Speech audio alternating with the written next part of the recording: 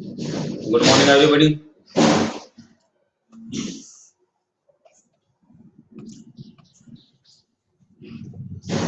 So, dear students, let us continue line insulator.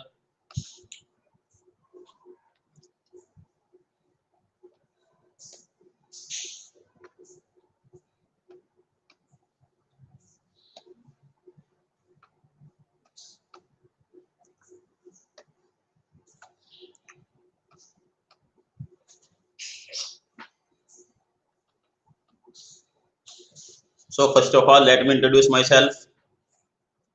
Myself, Kaisar Hafiz, XIES, BTech Honors from IIT Roorkee. Qualified Engineering Services 5 times, top rank H2. 20 years of teaching experience in this field. Founded Engineer Zone. ये हमारा institute है engineer zone के नाम से. Founded in year 2009, Engineer Zone publication in year 2012. I have written more than 20 textbooks and guidebooks in this field. EEEC mathematics के books.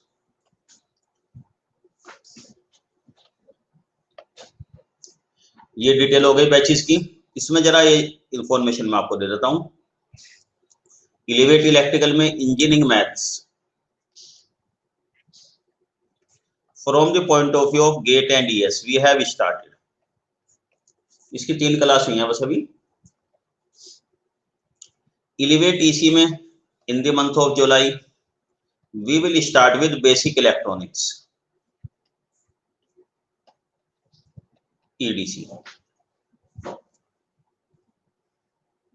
S batch completed, test series भी इसकी करा दी गई.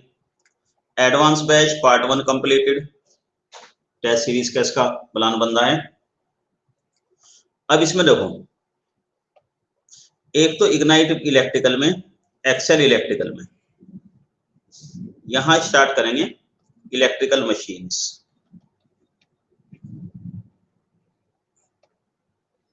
Much awaited subject. ये स्टार्ट हो जाएगा 1 जुलाई से. इग्नाइट इलेक्ट्रॉनिक्स में बेसिक इलेक्ट्रिकल, बेसिक इलेक्ट्रॉनिक्स था इलिवेट में, यहां बेसिक इलेक्ट्रिकल.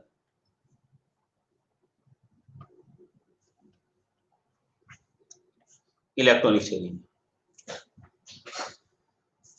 बाकी इसमें इग्नाइट जीएस में मैथ और मटेरियल साइंस रहेगा.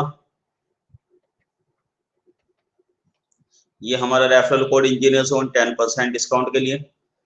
1 ईयर 2 ईयर सब्सक्रिप्शन अगर आप लेते हैं इसमें हमारे रेफरल कोड से we will provide you Engineer Zone study material at highly discounted rate. ये कॉन्टैक्ट नंबर्स.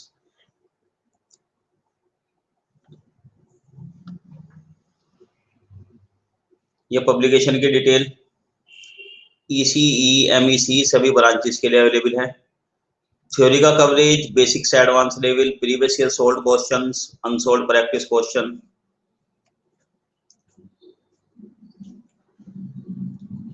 ये गेट के सॉल्यूशन हो गए. ये इलेक्ट्रिकल इलेक्ट्रॉनिक्स और मैथ के सब्जेक्ट के book my own written you can see here. Civil mechanical के भाई इंजीनियर्स ऑन टीम. ये हेड ऑफिस दिल्ली का एड्रेस. बाकी ये कॉन्टैक्ट नंबर आप सेव कर लीजिए, इस पे आप मैसेज कर दें तो हम आपको व्हाट्सएप ग्रुप पे कनेक्ट भी कर देंगे.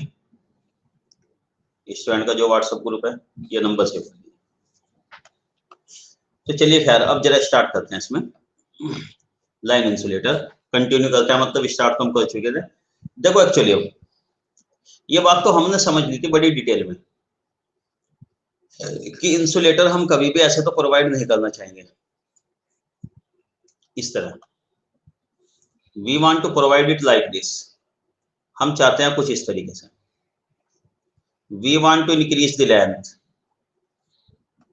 हम चाहते हैं जो लीकेज करंट है उसके पाथ हायर रहे, यहाँ पे डस्ट वगैरह डिपॉजिट ना हो, केवल इस जगह एटमोस्फेयर पे जो एक्सपोज रहे पार्ट वो कम रहे.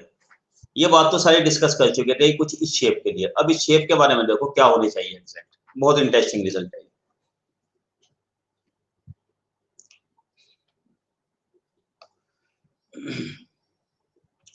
अब देखिए जैसे आपने ये टावर,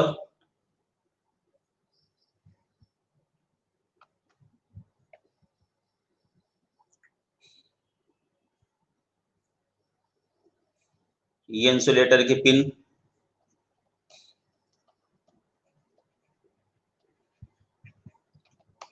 स्टील पिन,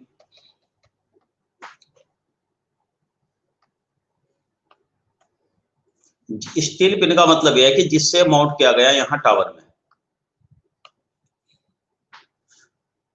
अब यहां इसके चारों तरफ हमें इंसुलेटर रखना है। ये इंसुलेटर है। शेप के बारे में डिस्कस करने जा रहे हैं हम इसके। ये रहा, यहां पे कंडक्टर,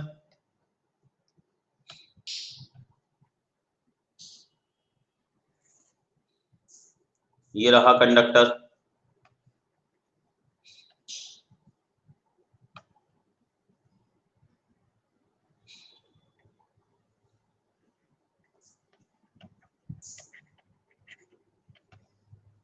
ये अर्थ इलेक्ट्रोड है,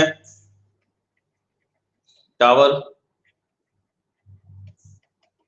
0 वोल्ट रेफरेंस, ये आ गया 0 वोल्ट। ये कंडक्टर हो गया, फेज वोल्टेज V, ये वोल्टेज V। अब यहां जरा फ्लक्स लाइन बनाई जाए। See how can we make the flux line.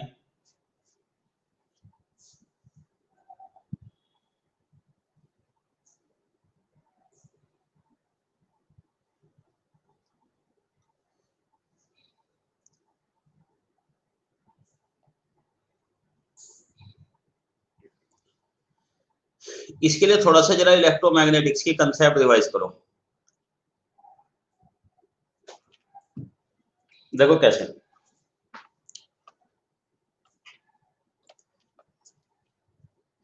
जैसे कि आप जानते हैं कंडक्टर सरफेस,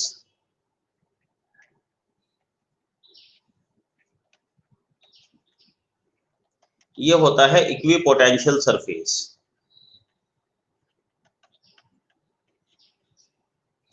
आइडियल कंडक्टर, यहां पर पोटेंशियल सभी पॉइंट पे क्या होगा, कांस्टेंट। जस्टिफाई कर सकते हैं आप इस बात को, क्यों नहीं। जैसे कंडक्टर है, ध्यान से देखो, कोई भी शेप हो, अगर इसमें कोई करंट फ्लो हो रही तो भी ये पोटेंशियल Vx, ये Vy किसके इक्वल होगा, Vx minus Vy, I1 into R resistance इसका। जहां तक बात है ideal conductor, resistance will be 0, हर पॉइंट पे पोटेंशियल क्या आ जाएगा, सेम। ये रीजन है। अब आप अगर कहते हैं कि रेजिस्टेंस 0 तो नहीं होता, तो बहुत स्मॉल हो जाएगा, आर वेरी वेरी स्मॉल, जैसे हमने कहा आर टेंडिंग टू 0 यहाँ पे।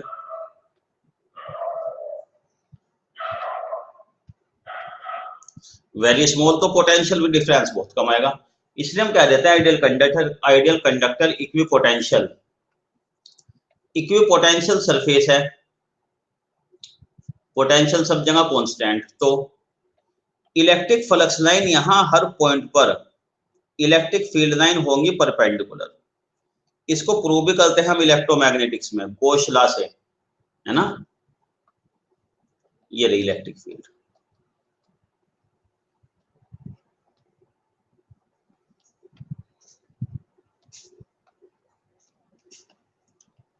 फील्ड लाइंस,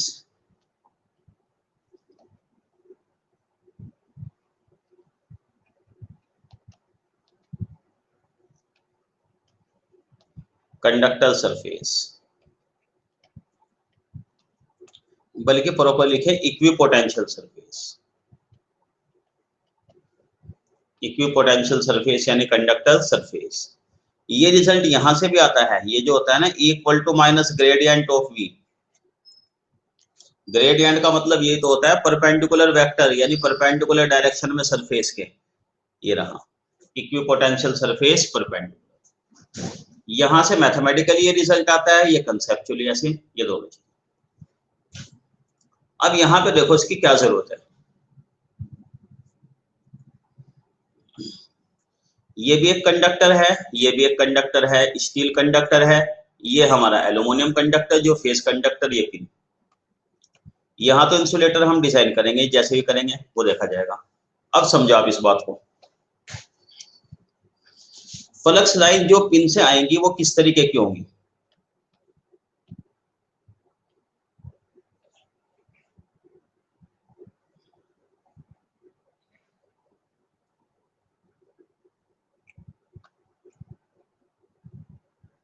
ये जो पिन है, इंसुलेटर के अंदर जो स्टील की पिन होती है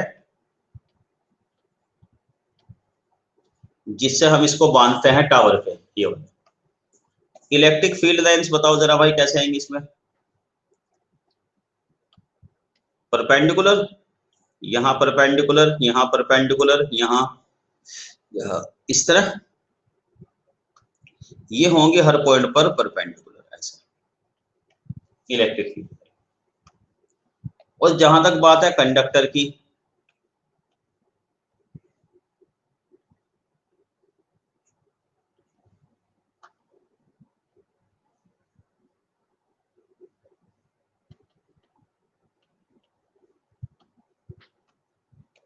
यहां पर इलेक्ट्रिक फील्ड लाइंस, ये परपेंडिकुलर,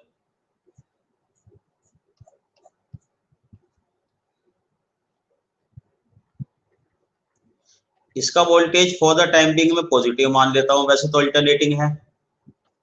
इसका वोल्टेज 0 मान रखा, इलेक्ट्रोड है ये वाली लाइन यहां से। तो कुल मिलाकर रिजल्टेंट लाइंस कैसे बनेंगी देखो जरा ध्यान से। फाइनल लाइंस यहां से भी परपेंडिकुलर आएंगी, यहां भी ऐसी।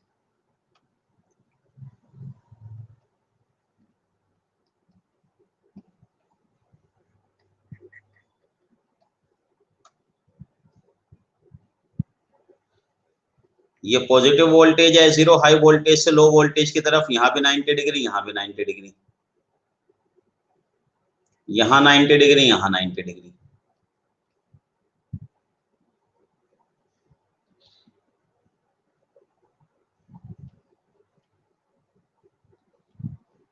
ये आ गई इलेक्ट्रिक फील्ड फ्लक्स लाइंस।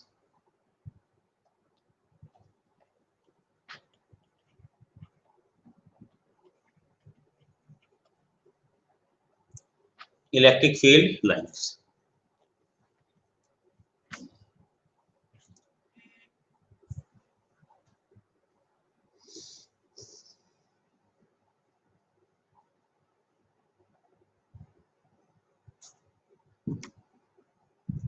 ये आ गई इलेक्ट्रिक फील्ड लाइंस, बिल्कुल ठीक है।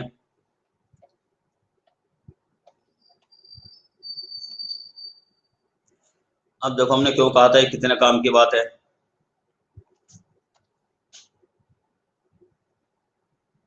इंसुलेटर की लीकेज करंट कम ही रखना चाहते हैं हम, ऑब्वियसली लीकेज करंट, क्योंकि इंसुलेटर का जो रेजिस्टेंस है वो इनफाइनाइट तो होता नहीं, जिस तरह कंडक्टर का एकदम जीरो नहीं होता। तो इंसुलेटर के थ्रू या इंसुलेटर के सरफेस से करंट एकदम जीरो तो नहीं होती, कुछ ना कुछ करंट फ्लो होती है। और उस पर जब डस्ट वगैरह आ जाती है, मॉइस्चर आ जाता है, जैसे हमने लास्ट टाइम पे कब बताया था आपको, पहली क्लास चला देखना आप लोग अगर जिन लोगों ने मिस की है। तो मॉइस्चर आने से कंडक्टिविटी बढ़ जाती है और करंट फ्लो होती है, वो हमें मिनिमाइज करनी है। देखो कैसे हमने मिनिमाइज की वो करंट। इसमें कुछ ऐसे किया जाए,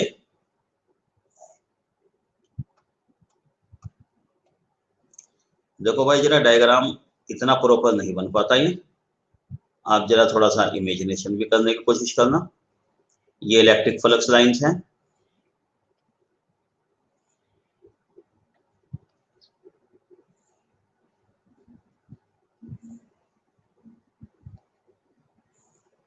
तो इमेजिन भी करना इसको जरा। ये ई लाइंस, ये कंडक्टर इक्वी पोटेंशियल है, ये भी पोटेंशियल इसका भी कांस्टेंट, ये 0 अर्थ इलेक्ट्रोड के साथ है ये टावर के, ई लाइंस। हाँ, अब मुझे यहां बताओ आप इक्वी पोटेंशियल सरफेस कहां मिलेंगे?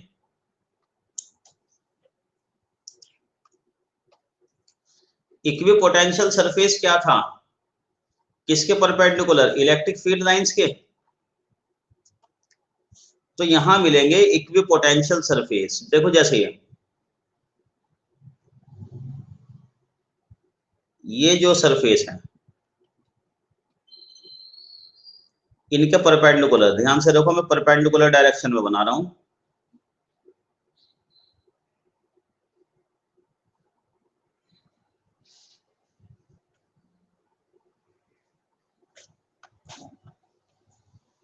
90 डिग्री, 90 डिग्री, ये देखो 90 डिग्री सारे परपेंडिकुलर आ रही है।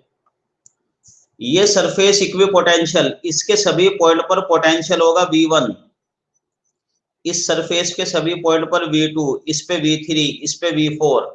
ये कौन से सरफेस हो गए? Equipotential surface. हाँ, ये हुई बड़े काम की बात। क्यों हुई बड़े काम की बात? ये देखिए अब जरा, क्यों नहीं।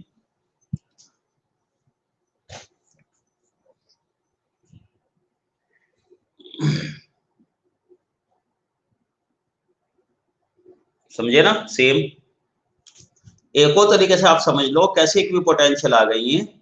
यहाँ पे देखो भाई जरा, पोटेंशियल डिफरेंस, सिंपल सी बात बताओ, E इंटू डी होता है, बिल्कुल सिंपल फार्मूले से। E इंटू डी होता है ना, ये रही इलेक्ट्रिक फील्ड लाइन। अगर मैं यहाँ दो सरफेस बनाऊं, 3D में सरफेस है, यहाँ पे तो लाइन नजर आएगी, यहां से यहां तक जाने में पोटेंशियल सेम डिफरेंस ही तो आएगा, V12। यहाँ सभी पॉइंट पे V1, यहाँ सभी पॉइंट पे V2, जब भी तो पोटेंशियल डिफरेंस V12 आता है इन जगह। ये भी समझ सकते हो आप ऐसे, इलेक्ट्रिक फील्ड लाइन। तो यहाँ ये सी है। इसका मतलब अगर हमें इंसुलेटर के सरफेस पे लीकेज करंट 0 चाहिए, क्या कहा था भाई हमने इससे पहले? ये जो इंसुलेटर का सरफेस है, अब देखो इंसुलेटर के बारे में हमने चाह तो रहे तो कुछ इस तरीके से बनाना। अब सवाल यह है, ऐसा कर्व बनाएं या कर्व इस तरीके का बनाएं, रेन शेड वगैरह तो ऐसे भी आ जाएगी। कर्वेचर मतलब कितना रखें तो समझ में आ रहा है, 1, 2 या 3। कर्वेचर किस टाइप का बनाया जाए इंसुलेटर का? सबसे ज्यादा जरूरी चीज थी ये जो सरफेस पे लीकेज करंट, अंदर तो बहुत कम आती है, रेजिस्टेंस हाई होता है इंसुलेटर का, ये वाली लीकेज करंट। तो ये वाली जो लीकेज करंट थी, ये हमने देखा था ज्यादा हो रही थी मॉइस्चर वगैरह आने से। मॉइस्चर, पानी वगैरह, नमी वगैरह से कंडक्टिविटी बढ़ जाती है, करंट ज्यादा फ्लो होती है। तो अब मैं एक काम करता हूं, जो इंसुलेटर है देखो ध्यान से, ये है फाइनल टच इसमें, उसको मैं ऐसे बनाता हूं।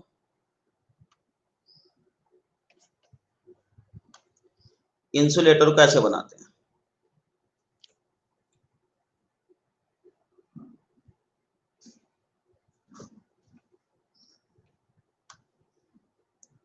ये वाला, फिर ये वाला इंसुलेटर, एक लेयर यहां से।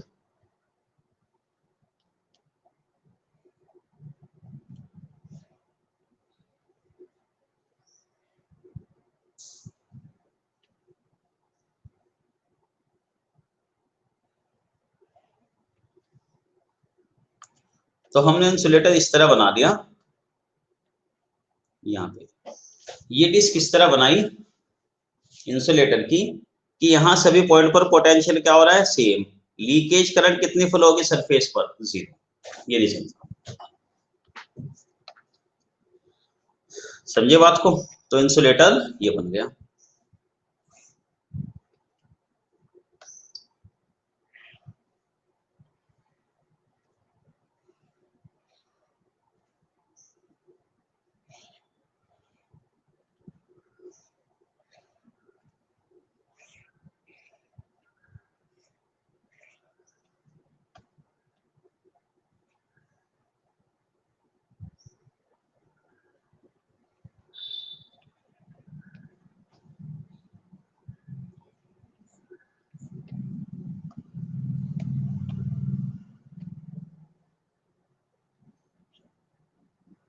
ये पिन,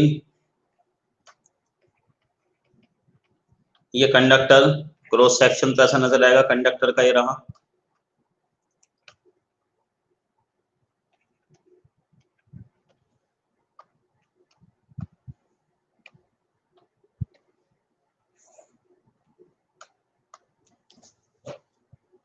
ठीक है बात? यहां सभी पॉइंट पर कितना पोटेंशियल है, इक्वी पोटेंशियल V1, V1। यहाँ कितना पोटेंशियल है, V1। तो लीकेज करंट बताओ कितने फ्लो होगी सरफेस पर, यहां से यहां, 0। Potential same. यहाँ पे सभी पॉइंट पर पोटेंशियल कितना V2। हमने डिस्क कहाँ बनाई है, ये जो डिस्क वगैरह बनाई है ये बिल्कुल इक्वी पोटेंशियल सरफेस पर बना दी हमने इस तरह। तो यहाँ लीकेज करंट कितनी, 0। यहाँ V2, यहाँ V2, सरफेस पे लीकेज करंट कितनी, 0। ये होती है कंसेप्ट। ये अलग बात है कि यहाँ तो लीकेज करंट कुछ ना कुछ फ्लो होगी, लेकिन वो बहुत कम होगी, क्योंकि V/RI इंसुलेशन का रेजिस्टेंस बहुत हाई है। यहाँ खतरा ज्यादा था इस पे फ्लो होने का, डस्ट वगैरह जमा होने से, इसलिए। तो अब हम कह सकते हैं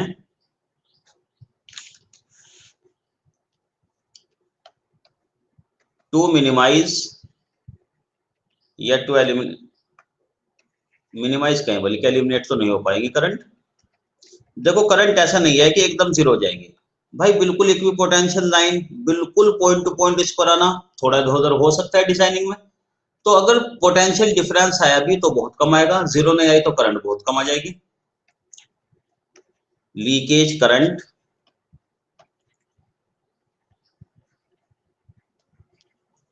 on the surface of insulation, the rain shades। ध्यान आया, रेन शेड मैंने आपको लास्ट टाइम पे बताई थी, ये रेन शेड है ना।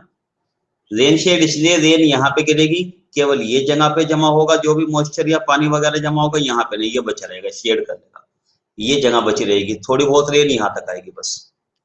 रेन की शेड हो गई, छाते की तरह हो गया। रेन शेड्स आर डिजाइन्ड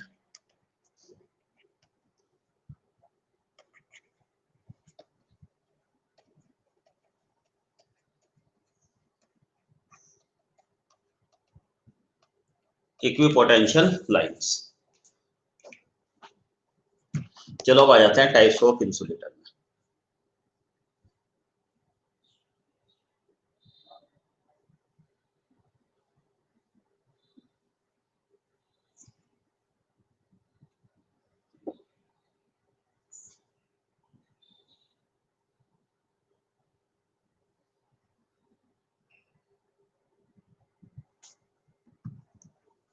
क्या जाए, चलो types of insulator.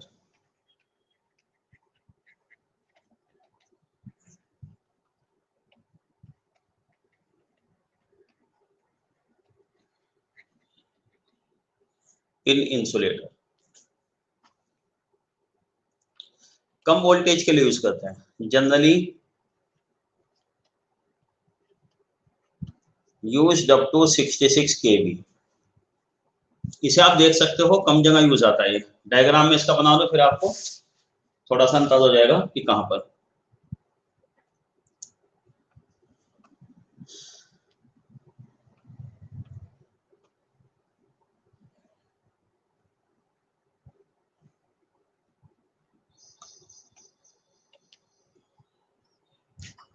Pin insulator,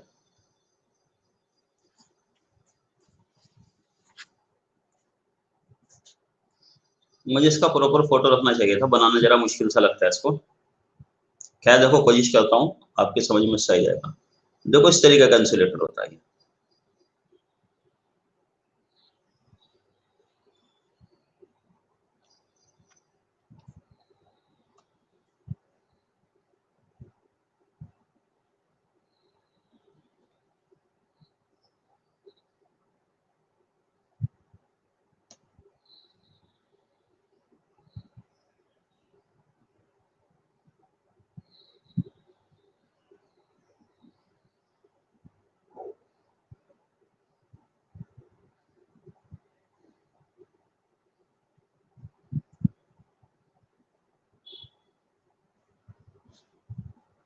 तो जो बात मुझे समझानी है वो आई थिंक मैं यहाँ पे कन्वे करने में कामयाब तो हो जाऊंगा, लेकिन ये है कि ये पिन के थ्रू, ये वो स्टील पिन है ना। डायग्राम एक्चुअल आप देख लेना किसी भी बुक में, ये अब तो नेट है अवेलेबल सबको, फिर इंसुलेटर डाल के डायग्राम आप देख सकते हो। स्टील पिन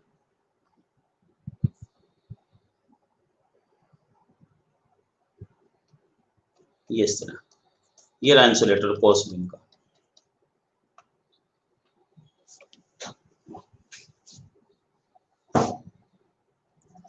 पोर्सलिन और गिलास दो यूज होते हैं, और ग्लास ग्लास दो।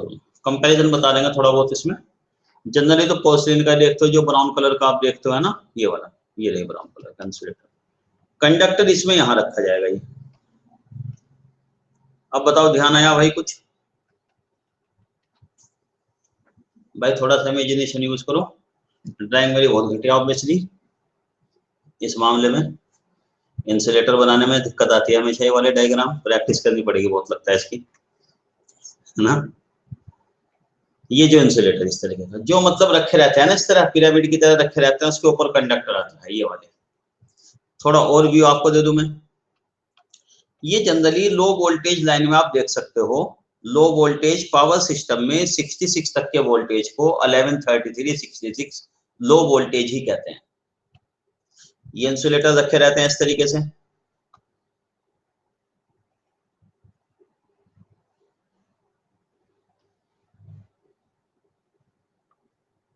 ये कंडक्टर, ये कंडक्टर, ये फेज कंडक्टर जा रहे ए बी सी, यहां माउंट किया गया इनको। ध्यान है ना।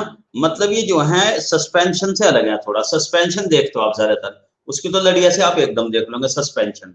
ये पिन का ऐसे रखा होता है, बताओ ध्यान है ना। जो कंडक्टर के नीचे रखे होता है, कंडक्टर ऊपर से जाता है।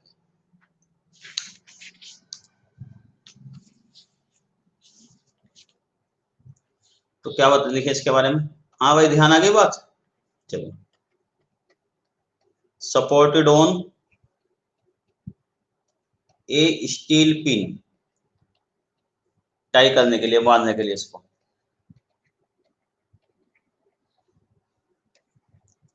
Cross arm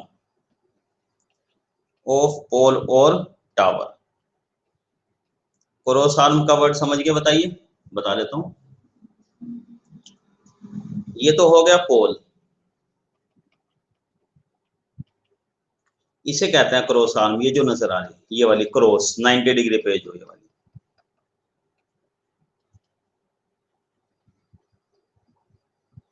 cross arm.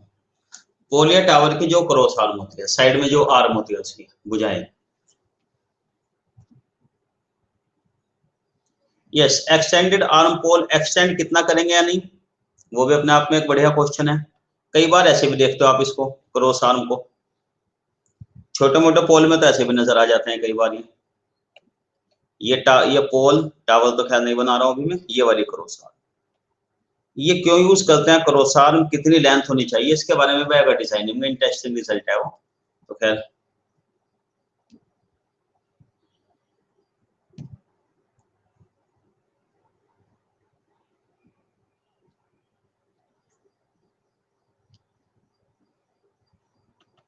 चलिए, ये बन गई बात।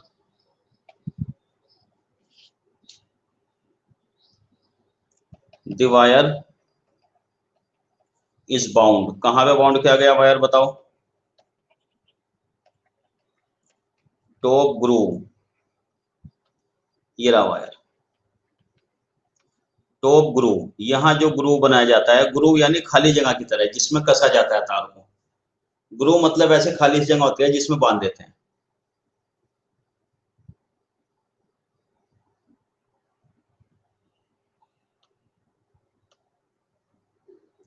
On the top groove.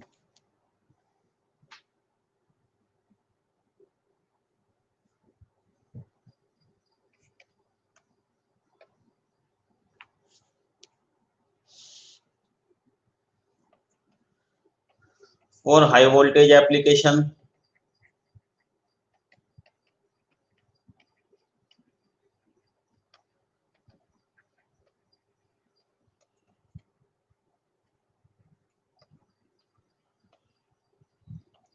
Together.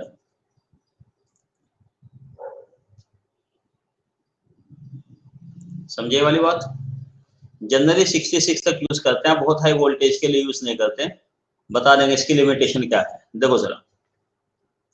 Actually जैसे कि ये एक इंसुलेटर हो गया, ऐसे देखो भाई, ये जो एक डिस्क है,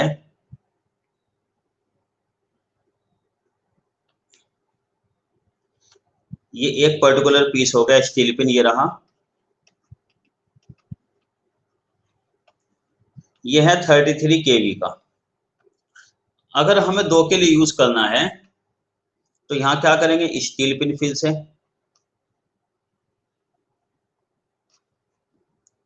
और दूसरे वाला बाउंड कर देंगे इस पे से, ये ग्रुप बना देंगे खाली जगह,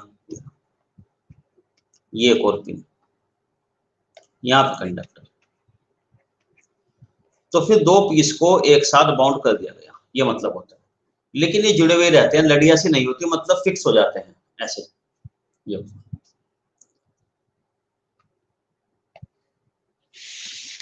अब इसमें देखो एक चीज और के बारे में, एक और चीज के बारे में, मॉइस्चर वगैरह अगर इस पे डिपॉजिट होगा तो क्या चेंज आएगा।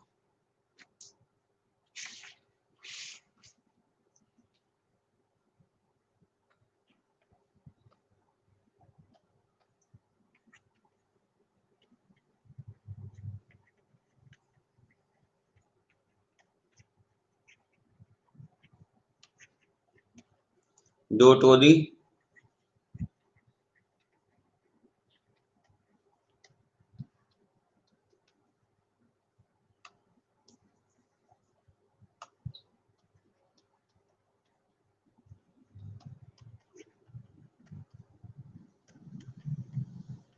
Moisture, dust etcetera. Flash over और पंक्चर हमने बताया था। वैसे भी हम चाहते हैं कि अगर फ्लैश ओवर होना है तो वो पहले हो जाए, है ना, कि वो पहले हो जाए। फ्लैश ओवर एक सेफ्टी वाल्व की तरह होता है, वो पहले हो जाए।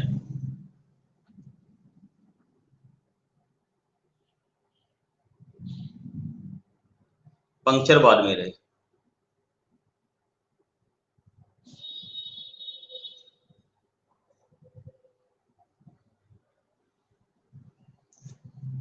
जैसे आपको ज्यादा समझो, बना देता हूँ इसका डायग्राम एक और में। देखो भाई, जैसे टॉप ग्रूव है, जहां ग्रूव जहां पे वायर रखा जाएगा,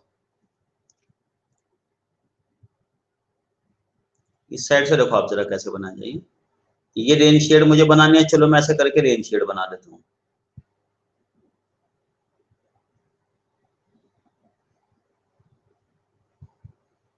ये रेन शेड,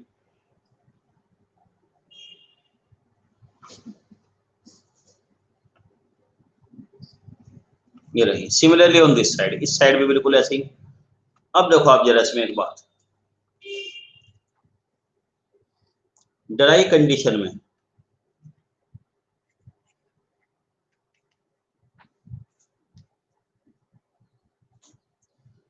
आर्किंग डिस्टेंस, ये कहा जाता है आर्किंग डिस्टेंस कैसे रिड्यूस होती है, समझो जरा। भाई आर्किंग डिस्टेंस जैसे यहां से,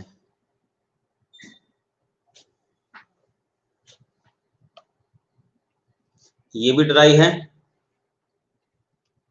ये ए, ये ड्राई है, ये बी, ये सी। मतलब कंडक्टर से अगर यहां टावर तक आने में, पोल तक आने में, ये टावर या पोल, आर्क की डिस्टेंस इतनी होगी एयर के थ्रू, आर्क जो बनेगी एयर के थ्रू, वही। समझे बात को, देखो जरा समझा से। भाई ये सारा इंसुलेटर है अभी, तो यहाँ तो करंट फ्लो नहीं हो सकती। इस इंसुलेटर का ब्रेक डाउन करना मुश्किल काम है, ब्रेक डाउन स्ट्रेंथ हायर, लेकिन एयर की ब्रेक डाउन स्ट्रेंथ कंपैरेटिवली कम होती है, 3 किलोवोल्ट पर मीटर। तो आर्क करंट यहां से फ्लो हो सकती है ऐसे, मैंने आपको लास्ट टाइम पे बताया था आर्क करंट फ्लैश ओवर कैसे होता है, ये फ्लो हो सकता है आयन इस तरह यहां से। तो स्पार्किंग के लिए ये वाली डिस्टेंस हो गई एक तरीके से। लेकिन अगर ये वेट कंडीशन हो जाए, वेट कंडीशन में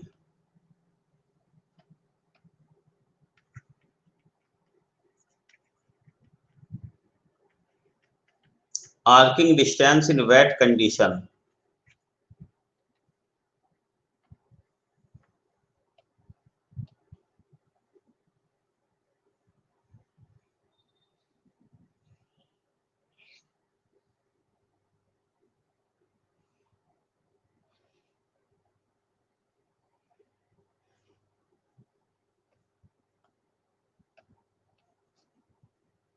ये कंडक्टर, वेट कंडीशन, ये जगह तो गीली हो गई, रेन वाटर वेट, ये जगह थोड़ी बहुत गीली हो जाएगी, ये जगह भी। अब इसमें देखो यहां से यहां तो करंट डायरेक्ट फ्लो हो जाएगी, आर्क बनने का कोई रीजन नहीं है, करंट ऐसे फ्लो होगी आर्क।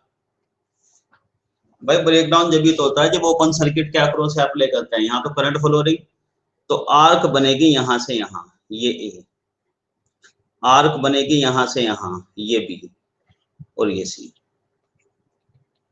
तो कम हो जाएगी डिस्टेंस। यहां से आयन इधर, इलेक्ट्रॉन इधर, आयन इधर, इलेक्ट्रॉन इधर, ये डिस्टेंस कम हो जाएगी। खैर अब देखते हैं string suspension insulator, string insulator जो ज्यादा कॉमन यूज होते हैं। फिर इन दोनों का कंपैरिजन करके मैं आपको बताऊंगा कि पिन इंसुलेटर क्यों नहीं यूज करते, वो कम क्यों यूज होता है पिन इंसुलेटर, इस पर जाओ।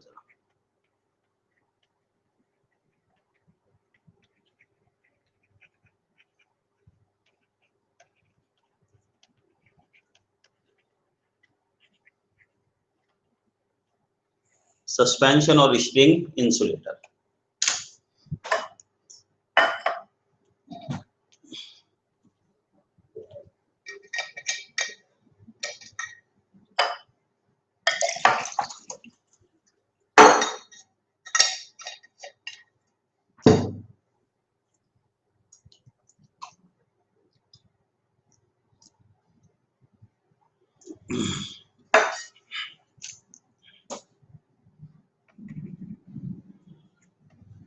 many insulator units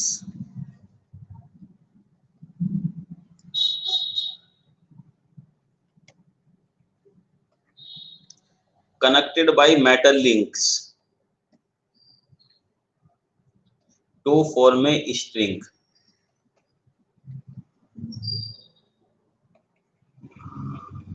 rather than a single insulator, मतलब ज्यादा फ्लेक्सिबिलिटी हो गई। देखो एडवांटेज इसमें, फ्लेक्सिबिलिटी का मतलब वही है जैसे हमने parallel operation of synchronous generator, उसमें आपको बताई थी एक बात, ट्रांसफार्मर में भी कि भाई एक जनरेटर 6 मेगावाट का मत लगाओ, 3 जनरेटर 2 मेगावाट के लगा दो, उससे फायदा क्या होगा, फ्लेक्सिबिलिटी। हम पावर 2 मेगावाट फॉर एक जनरेटर को पूरी तरह रेस्ट दे दें, अगर 6 मेगावाट का बड़ा जनरेटर है 2 मेगावाट पावर के लिए, वो तो चलेगा ही, रेस्ट तो मिलेगा नहीं उसे, ड्यूटी साइकिल कंटिन्यूअस रहेगी। वहां 3 जनरेटर हैं 2 मेगावाट, तो 1, बाकी के 2 रेस्ट कर रहे, इसी तरह। दूसरी बात, एक जनरेटर में कुछ प्रॉब्लम आ गई, फॉल्ट आ गया, बाकी पावर तो चलती रहेगी, इसलिए। तो वो जो सारी एडवांटेज बताई थी वही वाली एडवांटेज यहाँ पर सारे मिल जाएंगे, ये कुछ इसी तरीके से है।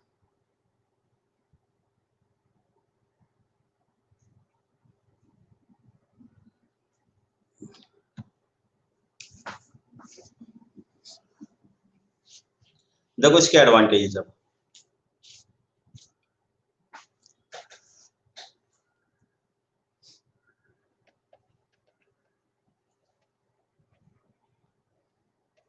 Particular unit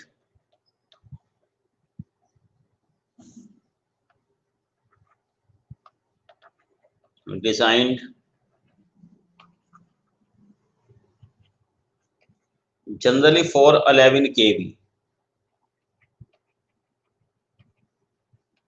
so number of units, reliability बढ़ जाएगी जितेंद्र ना, number of units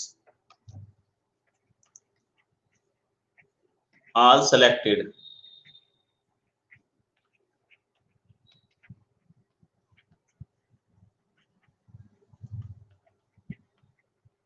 operating voltage. हाँ भाई बात समझे,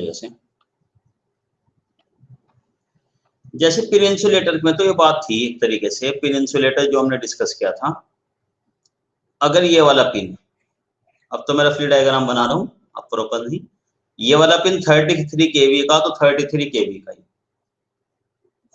ये वाला पिन है 66 केवी का, तो 66 केवी का ही पिन इंसुलेटर में। मतलब सपोज करो अगर अब हमें आगे चल के वोल्टेज बढ़ाना है 110 केवी, तो भाई दोबारा नई पिन लाओ, पूरी पिन रिप्लेस करनी पड़ेगी, इस पिन को पूरी तरह बदलो। या कहो पहले सिस्टम 33 केवी का था, अब हमें 66 केवी करना है, तो ये जो पिन है पूरी तरह बदलनी पड़ेगी। समझे बात आप?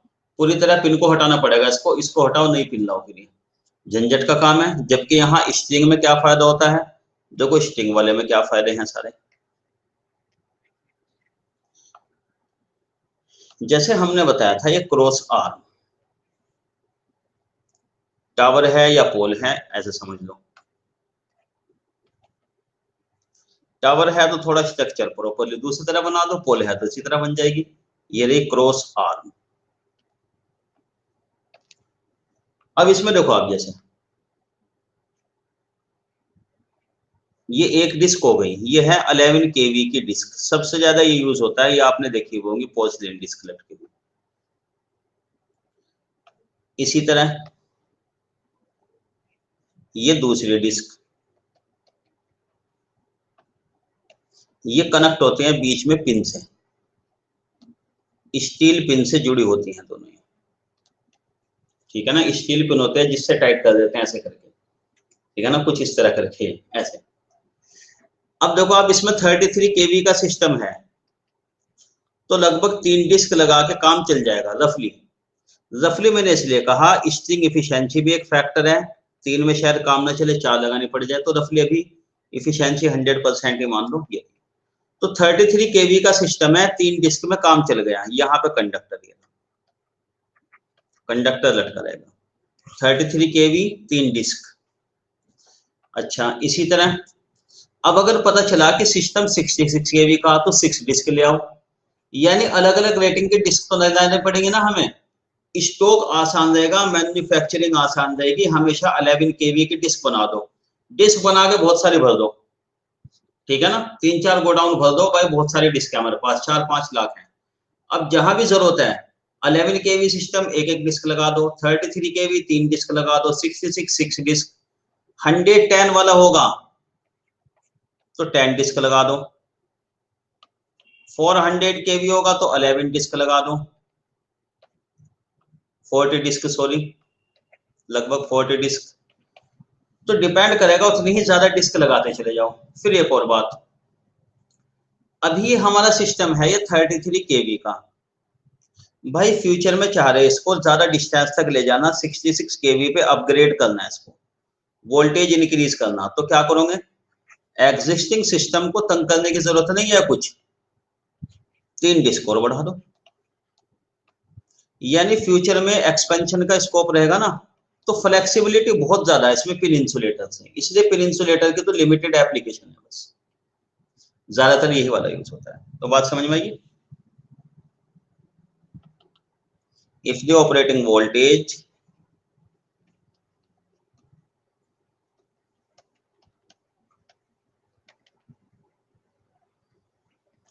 to be increased in future,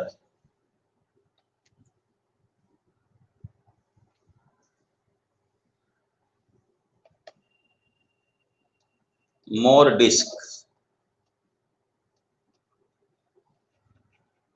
can be added,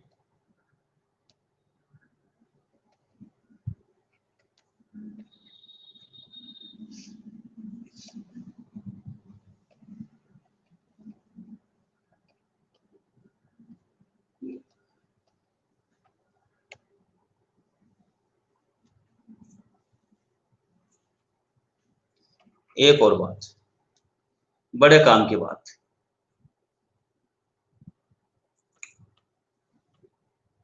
यहाँ पे देखो, ये पिन इंसुलेटर हैं तो पिन इंसुलेटर, आपको पता क्या लग रहा होगा इन तीनों को देख के, गांधी जी के 3 मंदिर याद आ गए होंगे। भाई मेरा डायग्राम ऐसा है कि इंसुलेटर बना था, बंदर जैसे बन गए। अब मुझे भी कुछ ऐसा ही लगा एकदम याद होकर। तो खैर, चलो भाई आप मेरी बात, मैंने जो बनाया वो छोड़ो, है ना, लेकिन ये है कि जरा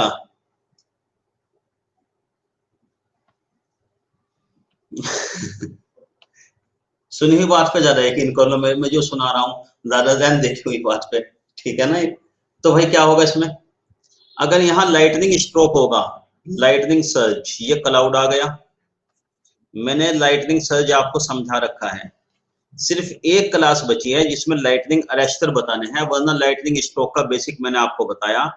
तो भाई देखिए सारी चीजें इंटर रिलेटेड हैं, क्योंकि अब आप कहोगे लाइटनिंग डिस्चार्ज कैसे होगा, ये कैसे वो चीजें, तो उसके लिए आपको पूरा लाइटनिंग स्ट्रोक समझना पड़ेगा। तो बहुत बीइंग एन इलेक्ट्रिकल इंजीनियर जरूरी है, इसमें क्या कहें भाई, आप नहीं जानोगे तो कौन जानेगा, क्योंकि आपसे कोई पूछेगा भाई इलेक्ट्रिकल इंजीनियर जरा बताओ कैसे होती है बिजली, कैसे कड़कती है ये, ठीक है ना। कोई आपसे तो कहेगा नहीं कि भाई इंडक्शन मोटर मेरा है, टॉर्क निकाल के बताओ, फार्मूला आपको आता है, ये वाली जनरल चीजें हैं, मतलब ये आनी चाहिए कुछ आपको। तो लाइटनिंग स्ट्रोक कहाँ होगा, कंडक्टर पर, क्योंकि सबसे ऊपर क्या है, कंडक्टर ऊपर रखे जाते हैं ना ये, यहां बताओ इंसुलेटर में। अगर लाइटनिंग स्ट्रोक होगा कहाँ होगा, क्लाउड। यहाँ लाइटनिंग स्ट्रोक जो होगा वो टावर पे होगा ना, क्रॉस आर्म पर, ऐसे टावर पे होगा या इस पे होगा, ऐसे ही है ना। तो मतलब जो कंडक्टर है वो तो बचा रहेगा ना, यहाँ पे हो रहा है कंडक्टर तो फिर भी सेफ रहेगा, ये रीजन। अगर भाई आप ये वाला टावर भी कंसिडर कर लो, जैसे जो टावर हम जनरली बनाते हैं ना कुछ इस तरीके की स्ट्रक्चर, ये टावर होता है ना। टावर पे लड़िया से लटकी रहती हैं ऐसे, स्ट्रिंग इंसुलेटर, ये रहे कंडक्टर। यहाँ भी लाइटनिंग स्ट्रोक होगा, टावर पे होगा, क्योंकि इसमें क्या होता है कंडक्टर लटके रहते हैं स्ट्रिंग में, ये वाला फायदा है। तो लिख दे भाई इस एडवांटेज को।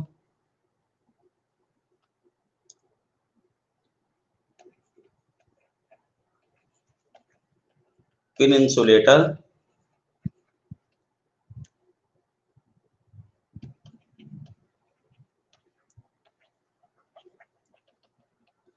conductor is on the top,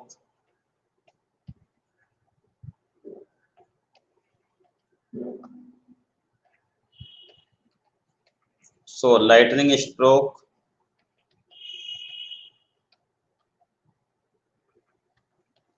will take place। हाँ क्या पूछना चाह रहे हो शुभकरण मिश्रा,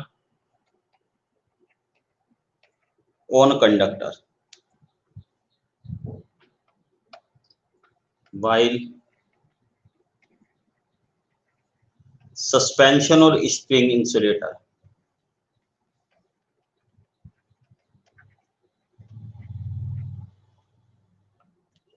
डायरेक्ट अर्थिंग किसके बारे में पूछना चाह रहे हो, कौन से अर्थिंग, मतलब एक तो अर्थिंग होती है, टावर के बारे में अर्थिंग चाह रहे हो आप पता करना।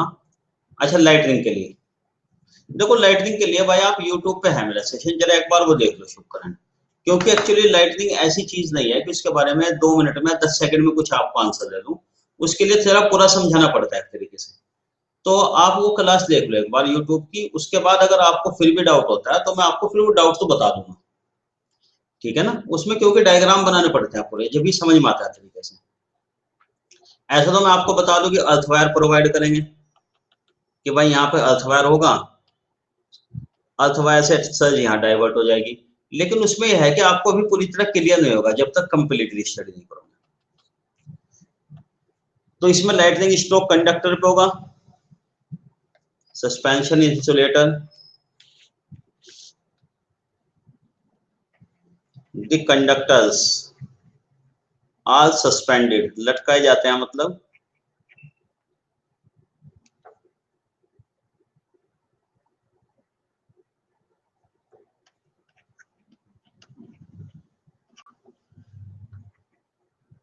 बिलो द टावर,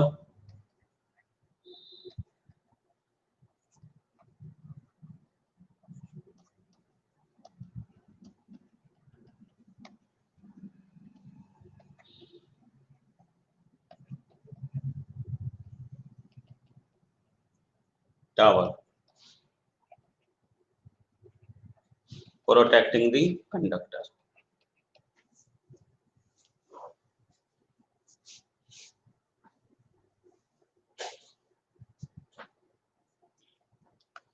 हाउएवर एक डिसएडवांटेज भी है,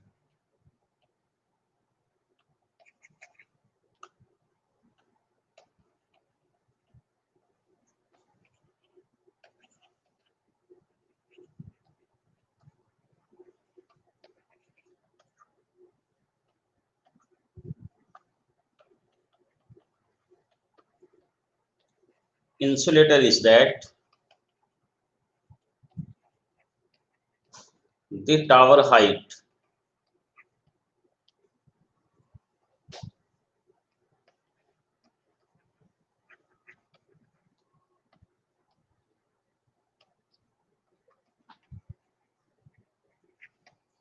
h should be increased.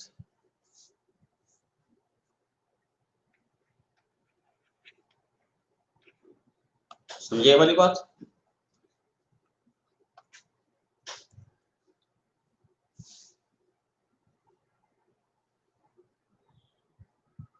Disadvantage of शिस्टिंग इंसुलेटर, पिन इंसुलेटर की एक एडवांटेज ये है कि ये टॉप में रखा जाएगा ऐसे, इसकी ग्राउंड से क्लियरेंस देखो भाई, जैसे ग्राउंड से ये मिट्टी,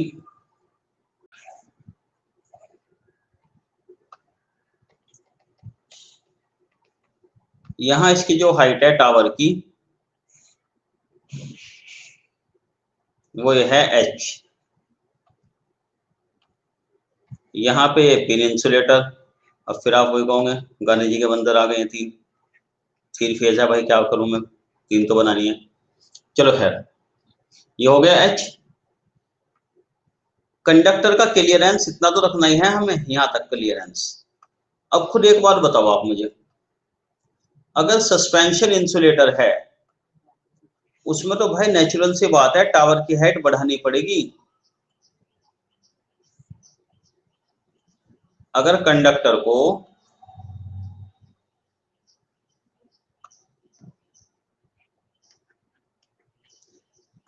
को लटकाना है, इतना ही क्लियरेंस रखना है ग्राउंड से, सेम ए बी सी, देखो बिल्कुल सेम, इनको सीध में। तो खुद बताओ टावर हाइट के बारे में, विल बी इंक्रीज्ड और नॉट?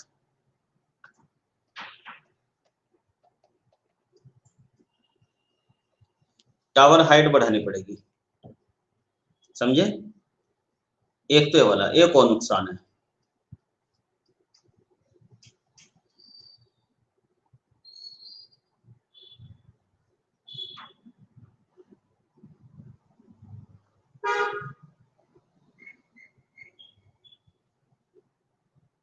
समझे बात? एक नुकसान क्या है और वही,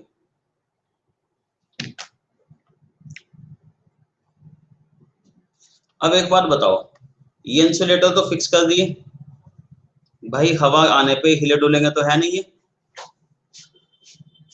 ये तो फिक्स होके बैठ गए एक जगह, लेकिन ये लड़ी ऐसी तो हिलती रहेंगी ना। हाँ, ये तो हिलेगी ना इधर उधर,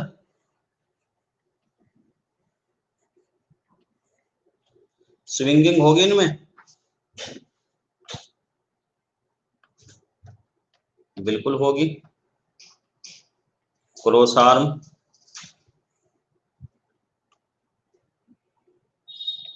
देखो ऐसे समझो,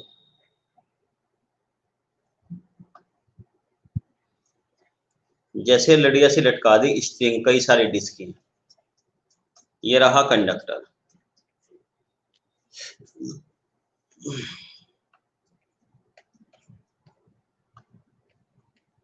जब हवा चलेगी,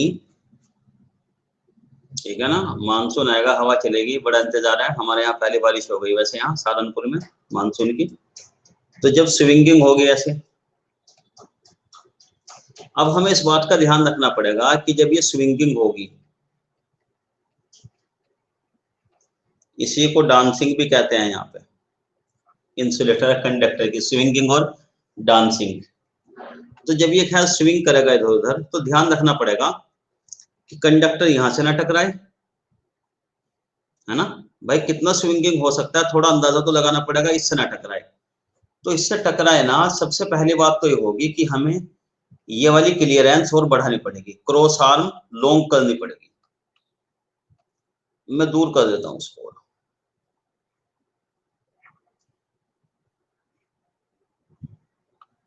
इसको दूर कर दिया मैंने। दूसरी बात, दूसरा जो इंसुलेटर है, दूसरी जो फेज है बी, इसमें भी स्विंगिंग और डांसिंग, डिस्टेंस ज्यादा रखनी पड़ेगी ना इन दोनों के बीच की, ये वाली डिस्टेंस भी लार्जर रखनी पड़ेगी, जिससे कि एक दूसरे से स्विंग करते हुए टकराए नहीं। भाई अगर इंसुलेटर टकराएंगे, फेस कंडक्टर टकराएंगे, तो फिर तो बड़ी गड़बड़ हो जाएगी। मैंने जैसे कोरोना फॉर्मेशन के टाइम में भी बताया था, अगर ये दोनों कंडक्टर स्विंग करते हुए बहुत पास आ गए, ठीक है ना, जैसे स्विंग की इसने, ये यहां गया, ये स्विंग करते हुए यहां गया, अगर कंडक्टर ए और बी आसपास आ गए तो स्पार्किंग हो सकती है। कोरोना के टाइम में बताया था ना, कंडक्टर के चारों तरफ आयोनाइज्ड स्फीयर होता है, नहीं होगा तो भी बन जाएगा, जब पास में आएगा तो एयर ब्रेक डाउन हो जाएगी, स्पार्किंग हो जाएगी कंडक्टर में, तो डिस्टेंस इंक्रीज करनी पड़ेगी ना दोनों के बीच की, ये मतलब है। As well as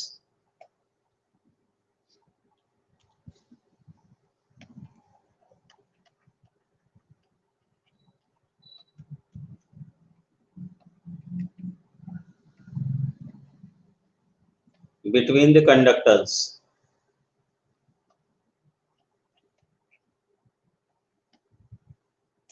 should also be increased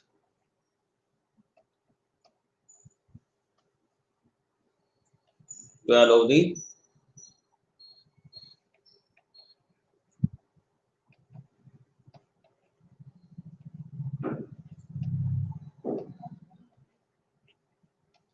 conductors.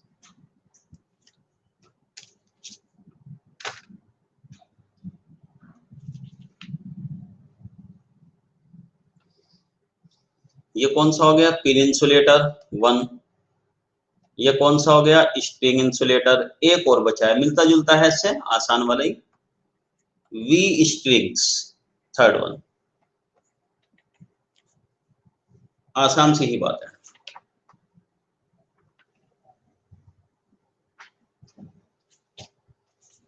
We string, जैसे कि नेम इंडिकेट कर रहा है वी, ये आपने खैर आराम से देखा भी होगा, बहुत जगह टावर में देख भी लिया होगा आपने इसको। देखो इस तरह, जैसे क्रॉस आर में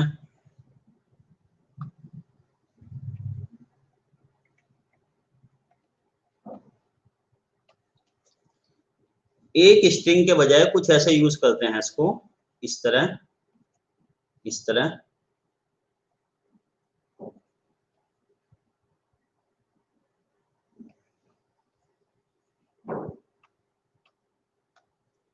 कंडक्टर होगा यहां पर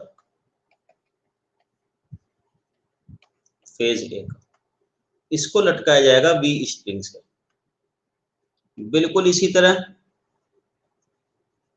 दूसरी फेज के लिए, बिल्कुल इसी तरह तीसरी फेज के लिए, फेज बी के लिए, हो गया ना वी शेप में, वी स्ट्रिंग, समझे, वी की तरह हो गया ना ऐसे, ये वाला।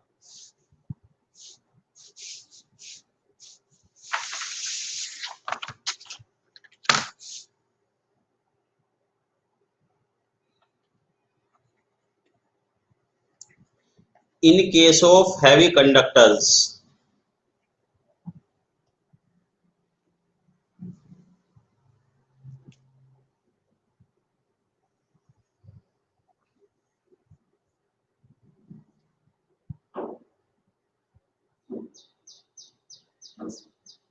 या तो हैवी कंडक्टर और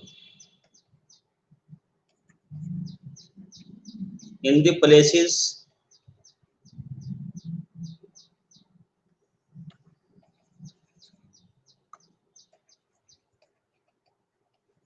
ऑफ विंड्स, जहां विंड का मतलब तेज हवा फ्लो होती है, single string is not enough,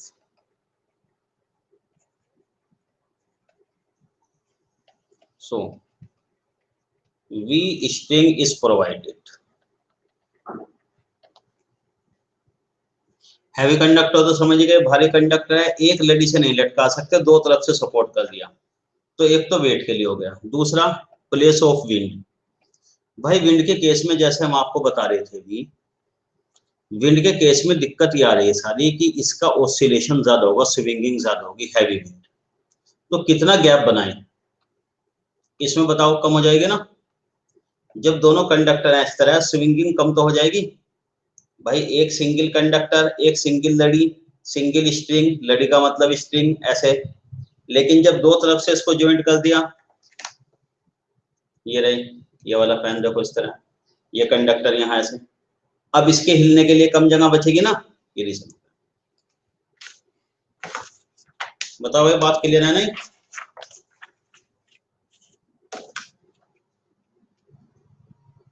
अच्छा टाइम, चलो खैर ये वाला कंप्लीट कर देता हूं मैं।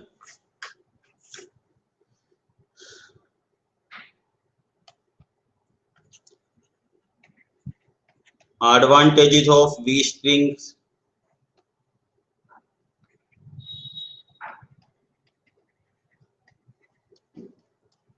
Swing gets reduced.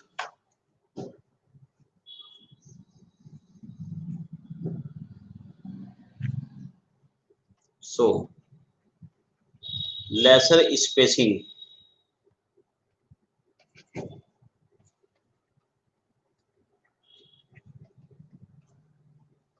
D is required.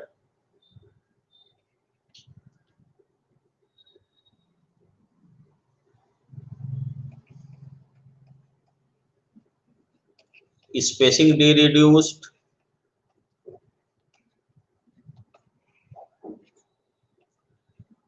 The line reactance is reduced.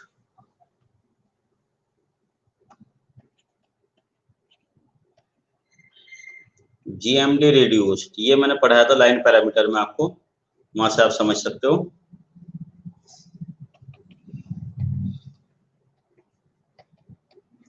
The size of tower and cross arm reduced. Spacing कम करनी पड़ जाएगी हमें। ROW इसे कहते हैं right of way, width reduced.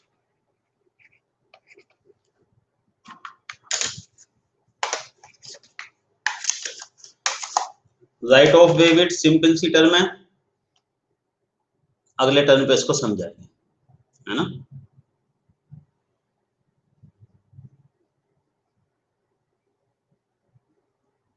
इसका जरा कुछ बढ़िया सा फोटो सर्च करेंगे इंटरनेट से, उससे समझाएंगे right of the way with, जिसमें हरी हरी घासें दिखाई दे रही है कुछ बढ़िया सा। तो खैर चलिए, तो ठीक है, इसको कंटिन्यू करेंगे। इसमें देखो ये इसके बाद बची है स्ट्रिंग इफिशिएंसी, इंपॉर्टेंट टर्म जो इसमें बची है इसके बाद स्ट्रिंग इफिशिएंसी है, उसकी कैलकुलेशन, न्यूमेरिकल जो आते हैं स्ट्रिंग इफिशिएंसी से। तो अगले टर्न पे कंप्लीट हो ही जाएगा, नहीं तो एक टर्न और रख लेंगे, 3 नहीं तो 4 टर्न कर देंगे। वैसे 3 पार्ट मैंने इसके रखे थे, मुझे लग रहा था 3 पार्ट में हो जाना चाहिए, लेकिन कोई बात नहीं, एक और बढ़ा देंगे अगर ऐसा लगता है हमें।